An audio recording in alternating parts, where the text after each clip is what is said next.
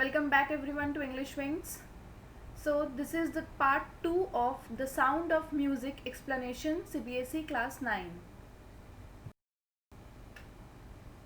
So before discussing the text of the chapter, the title of the story should be discussed.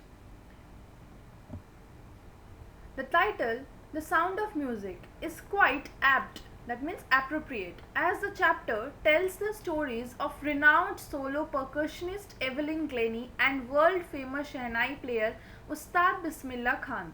तो ये story दो renowned percussionist के बारे में है. First is Evelyn Glennie and the second one is Ustad Bismillah Khan, who was a famous shehnai player of India.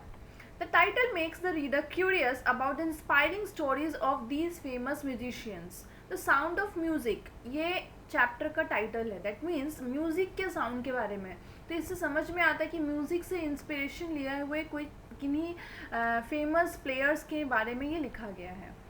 On the one hand, the chapter tells the story of Evelyn Glennie, who has become a source of inspiration for the deaf and handicapped children, as she has succeeded in becoming a world-renowned solo percussionist despite being hearing disabled.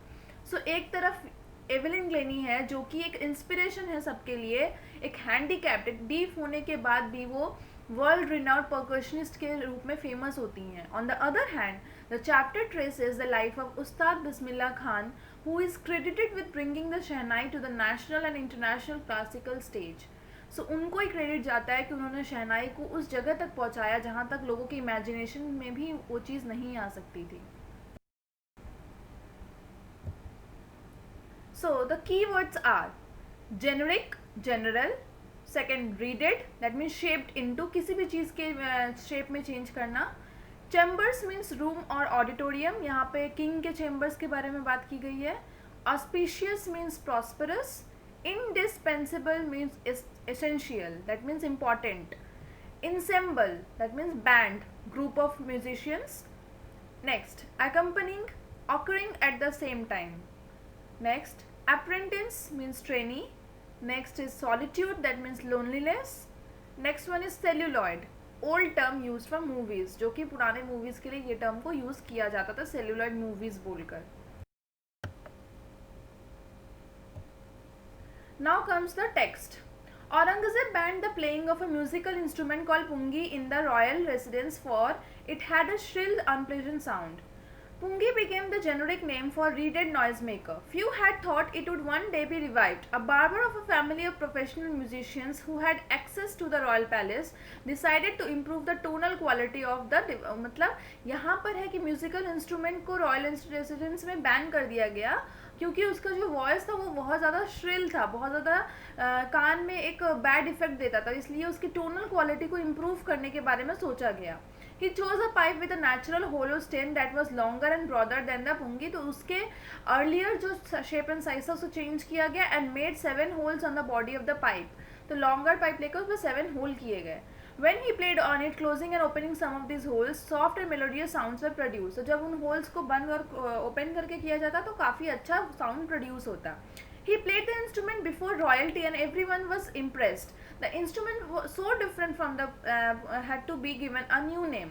As the story goes, since it was first played in the Shah's chamber and was played by a Nari barber, the instrument was named the shehnai. That means Shah के chamber में बजाया गया और एक नाई ने उसे play किया तो शहनाई नाम रखा गया. The sound of the shehnai began to be considered auspicious, that means बहुत ज़्यादा prosperous, बहुत अच्छा शुभ माना जाने लगा. And for the reason it is still played in temple and is an indispensable component of any North Indian wedding. In the past, the shehnai was part of the नौबत or traditional ensemble of 9 instruments found at royal courts. तो इससे पहले भी बनाया जाता था, 9 instruments के रूप में उन्हें वहाँ पे यूज़ किया जाता था. Till recently, it was used only in temple and weddings. तो अभी तक सिर्फ टेम्पल और वेडिंग में यूज़ किए जाते थे. The credit for bringing the instrument on to the classical stores goes to Ustad Bismillah Khan. तो यहाँ पे उस क्रेडिट को, जो उस शहनाई जैसे एक डिवाइस को, एक इंस्ट्रूमेंट को इतना फेमस करने का क्रेडिट सिर्फ और सिर्फ उस्ताद बिस्मिल्लाह खान को जाता है, क्योंकि वो इंस्ट्रूमेंट बनने के बाद सिर्फ और सिर्फ टेम्पल एंड वेडिंग में यूज़ किया जाता था और कहीं उसका कोई एक आइडेंटिटी नहीं था. Okay. Bismillah Khan played Gilli Danda near a pond in the ancient state of Damrao in Bihar. He would regularly go to the nearby Biharji temple to sing the Bhojpuri Chhaita, at the end of which he would earn a big laddu weighing 1.25 kg, a prize given by the local Maharaja. तो वहाँ पे वो खेलने जाते थे, but उनको वहाँ पे एक सॉन्ग प्ले करने के लिए बुलाया जाता और उन्हें एक 1.25 kg का एक लड्डू एज अ प्राइज दिया जाता. This happened 80 years ago and the little boy has travelled far to earn the highest civilian award in India. सिर्फ एक लड्डू से highest civilian award Bharat Ratna तक उन्होंने काफ़ी जर्नी ट्रैवल की है. Born on 21 March 1960, Bismillah belongs to a well-known family of musicians from Bihar. His grandfather Rasul Baksh Khan was the Shehnai Nawaz of the Bhojpur King's Court. His father Paigambar Baksh and other paternal ancestors were also great Shehnai players. तो उनका पूरा family musicians का था. Grandfather रसूल बख्श खान भी एक Bhojpur king court के एक शहनाई नवाज थे. पैगंबर बख्श और जो भी उनके पैटर्नल एंसेस्टर थे सबके सब शहनाई प्लेयर्स थे.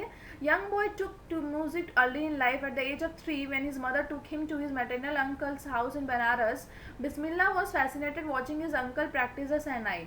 तो जब उनकी मदर उन्हें अपने मैटरनल अंकल के दैट मीन्स मामा के घर ले गई तो वहाँ पे उन्होंने देख करके वो बहुत ज़्यादा फैसिनेटेड हो गए शहनाई की तरफ. Soon Bismillah started accompanying his uncle Ali Baksh to the Vishnu temple of Banaras, where Baksh was employed to Sehnai. Ali Baksh would play the Sehnai and Bismillah would sit captivated for hours on end. Slowly he started getting lessons in playing the instrument. और इस तरह से अली बख्श को भी शहनाई play करने के लिए वहाँ पे इनवाइट किया जाता था और बिस्मिल्लाह भी वहाँ बैठे रहते और धीरे धीरे बिस्मिल्लाह भी वो प्ले करना स्टार्ट कर दिए. And would sit practising throughout the day. For years to come the temple of Balaji in Mangala Maiya and the banks of Ganga became the young apprentice's favourite haunt where he could practise in solitude. और धीरे धीरे आगे वाले सालों में Balaji temple और मंगला मैया में वहाँ पे उनका एक घर बन गया प्रैक्टिस करने का. The flowing water of the Ganga inspired him to improvise and invent ragas that were earlier considered to be beyond the range of the Sehnai. और वो ऐसे ऐसे ट्यून को प्ले करने लगे जो कि इमेजिन किया जाता था कि वो पॉसिबल ही नहीं है शहनाई से प्ले करना. At the age of 14, Bismillah accompanied his uncle to the Allahabad Music Conference. At the end of this recital, Ustad Fayyaz Khan patted the young boy back and said, "Work hard and you shall make it." तो वहाँ पे वो जब उस conference में गए तो उस्ताद फयाज खान ने उन्होंने काफ़ी अप्रिशिएट किया बिस्मिल्लाह खान को और उन्होंने उसे वर्क हार्ड करने को कहा. With the opening of the All India Radio in Lucknow in 1938 came Bismillah's big break. तो ऑल इंडिया रेडियो के आने के बाद ही उन्हें एक बहुत बड़ा ब्रेक मिला. दैट मीन्स उन्हें बहुत ज़्यादा फेमस हो गए वो. He soon became an often heard shehnai player on radio when India gained independence on 15 August 1947. Bismillah Khan became the first Indian to greet the nation with his shehnai. तो सबसे पहले इंडिपेंडेंस के टाइम में जो रेडियो से जो विश किया गया था लोगों को वो बिस्मिल्लाह खान ही थे. ही poured his heart out into Raag Kafi from the Red Fort to an audience which included Mahatma Gandhi and Pandit Jawaharlal Nehru, who gave his famous tourist with destiny speech. तो इस speech के time में बिस्मिल्लाह खान ने ही उन्हें address किया था. Bismillah Khan has given many memorable performances both in India and abroad. His first trip abroad was to Afghanistan where king Zahir Shah was so taken in by the maestro that he gifted him Persian carpets and other souvenirs. तो जब वो अफगानिस्तान गए थे play करे तो उन्हें वहाँ से पर्शियन कारपेट्स और काफ़ी अलग चीज़ें मिली थी. The king of Afghanistan was not only the one to be fascinated with Bismillah's music. Film director Vijay Bhatt was so impressed after hearing Bismillah play at the festival that he named the film after the instrument called Goonj Uthi शहनाई. तो सिर्फ और सिर्फ abroad ही नहीं, film directors भी उनसे काफ़ी impress है. उसमें से एक थे विजय भट्ट जिन्होंने एक मूवी भी बनाई थी गूंज उठी शहनाई के नाम से.